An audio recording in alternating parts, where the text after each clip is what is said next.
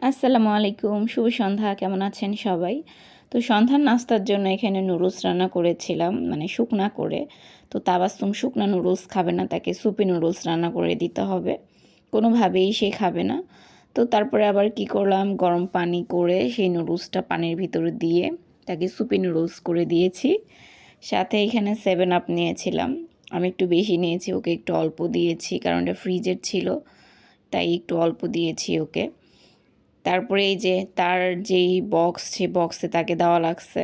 তো তাকে মানে স্যুপের পরিমাণটা একটু বেশি দিছি, মানে পানি, আর আমি জাস্ট নুডলস নিয়েছি। তো এই যে সে হচ্ছে নুডলস থেকে যেই নুডলসের পানিটা হয়, ওইটাও খেতে বেশি পছন্দ করে। তো এই যে খাচ্ছে সে মহারানী, তাকে দিয়েছি। আর এই যে হচ্ছে আমারটুকু।